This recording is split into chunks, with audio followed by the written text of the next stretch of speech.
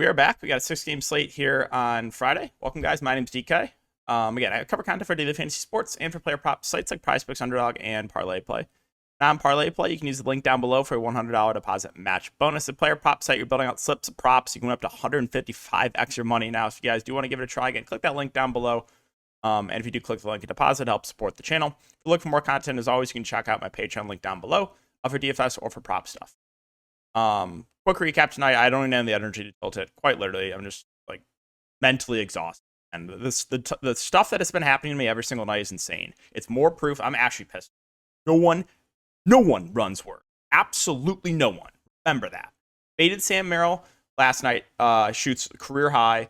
Didn't want to play him tonight, but his last piece in injured. Also played Wembayama. First time playing Wembayama. 5 first half minutes. I played Cooper Kupp captain. Literally 2 drop touchdowns in the first half. 3 catches on 45 targets.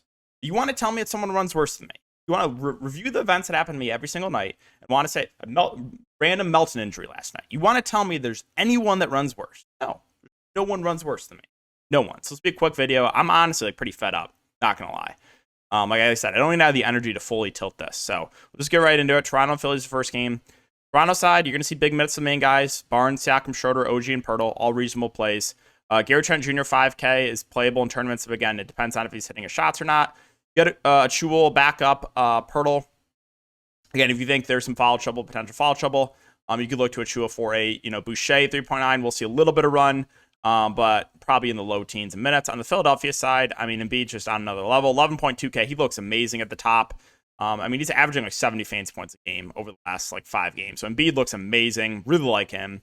Maxey, Harris, Oubre, more secondary plays. We'll keep an eye on DeAnthony Melton as well. If he misses, be curious to see what they do with the starting lineup. They can do a couple different things. Also, Covington status up in the air. Like Pat Bev could play a little bit more. You could see Springer in the rotation. If Covington's out, guys like Marcus Morris, Daniel House probably play a little bit more. Let's talk about Denver and Brooklyn. So Denver, you got Aaron Gordon is probable. Jokic at the top, 11K. The price point has come down on him. I still think I prefer Embiid to Jokic, but 11K Jokic is that does look appealing. Jamal Murray, 7.3K. The minutes have not been amazing on him. I would expect low 30s minutes, but price is reasonable. MPJ, Gordon, kind of the secondary plays to me. Probably won't get to anyone else. KCP's price about right. Talk about Brooklyn. So Brooklyn, one thing to note here is Dennis Smith Jr. is probable, so that should take away minutes for Spencer Dinwiddie. Top end guys, you guys know what I'm going to say about Brooklyn. This team just been pissing me off. Kel Bridges has been in a little bit of a slump recently. We know the ceiling that he has. Cam Thomas is up and down. He's been playing a little bit better of late. Those two, the ceiling's clearly there in them. We'll see what the ownership is. Dinwiddie at 7.3 has been playing pretty consistent minutes, but should lose some run now with Dennis Smith Jr. back. He becomes a bit riskier. You got Claxton at 6.3. That the minutes are just so frustrating, man. I know there's been some blowouts. He's playable, but again, there's just a lot of times he's only playing 25 minutes a game. You got the 3-and-D guys that just look similar. Sharp and Watford probably see rotation minutes. Atlanta and Miami. So Jalen Johnson's still out. You got Trae Young's been playing out of his mind recently. I have no issue if you want to pay 9.9K for him. He looks good at the top, but for him to DeJounte. Capella 7K. The price is getting up there to the point where it's like, doesn't really stand out. You got Wings, Bogdanovich, Bay, Hunter, all field priced about right. Okongwu could play a little bit alongside Capella. Played 33 minutes last game.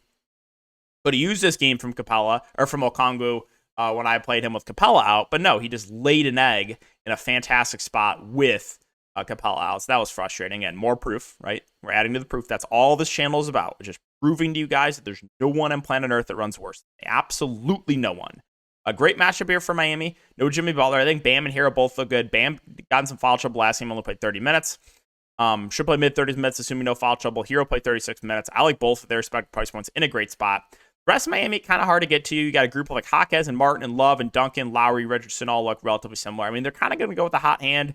Like last game, it was Jay Rich, played 34 minutes. Before that, he's only playing 20-ish minutes a game. Caleb Martin had been playing big minutes. Then he went back down to 18. Hawk has started, played 34 minutes, but was a little bit disappointing. I guess he's probably the guy I feel the best about minutes-wise of the Wings.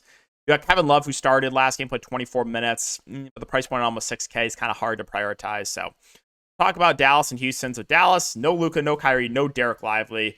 See about Green and Kleber. I believe they're still going to be out. So my guess is you probably get Hardy in the starting lineup. They could go Exum as well. But here's the thing, massive blowout risk in this game.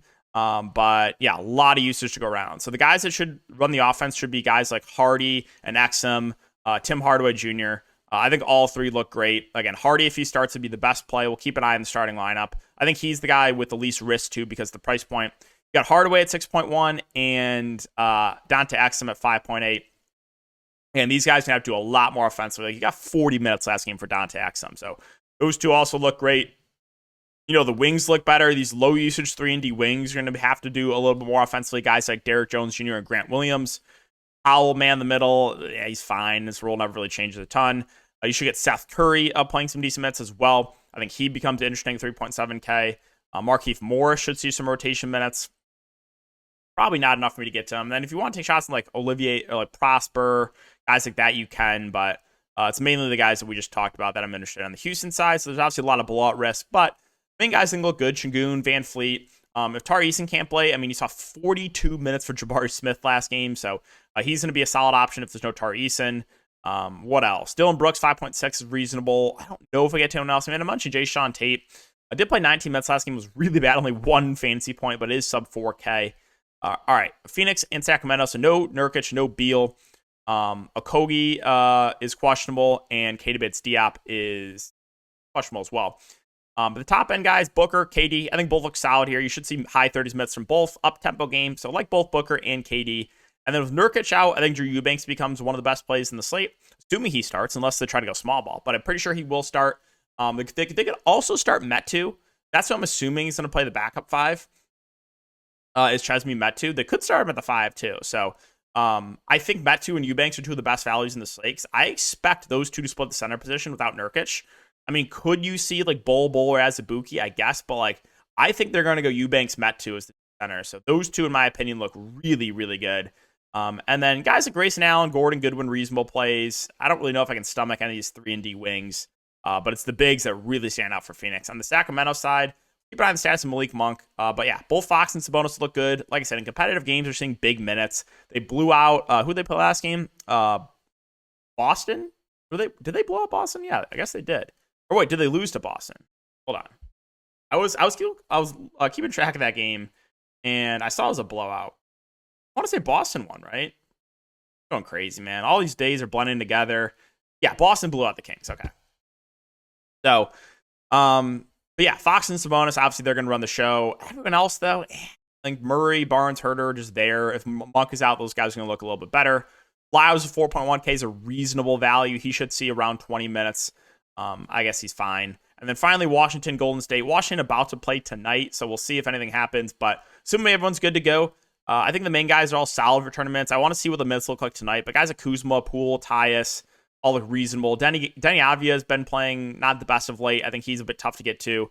Gafford in competitive games, a lot of times he's been playing pushing 30 minutes. I think he looks like a solid option. Koulibaly feels priced about right. I don't really know if I can get to any of the other values like Kispert or Gallinari. Finally, the Warriors, no Draymond. Obviously, Podziemski also questionable. Podziemski misses. We'll see. In the second half, they started Wiggins for Podziemski. But top end, you got Steph at 9.6. Like the matchup for him. Obviously, more of a tournament play. Klay Thompson, 6.9. Should see pretty solid Mets as well. So the two main guards here for Golden State, I like their upside. Chris Paul, 6.5. If Podziemski can't go, I think his Mets are going to be pretty secure. So we'll like Chris Paul if there's no Podziemski. And then Kuminga, his Mets have been a little bit up and down, but last game played 34 minutes, so clearly the ceiling's there. Again, Wiggins, if he starts alongside Kuminga, he's going to look a little bit better. The minutes have been taken way down on Looney, 14 and 15 minutes over the last couple games. They've been giving some to Jackson Davis, played 29 minutes last game. I think Jackson Davis is interesting. Now, the issue is Steve Kerr is the coach, and he's probably going to go with a hot hand with his group like Looney and Sarge and Jackson Davis. So there is some risk, but I mean, Jackson Davis has been playing very well of late. And then, yeah, Moses Moody, 4.5 minutes have not been great on him, so a little bit tough to prioritize. All right, guys, that's going to do it for the video. Like I said, I am just fed up. Again, no one runs work. There's no one. I'm watching stuff that happens to me tonight. I'm just like, I can't keep dealing with it. I can't. So hoping I can avoid some awful luck tomorrow. That's all that I ask for. But appreciate you guys for watching, as always.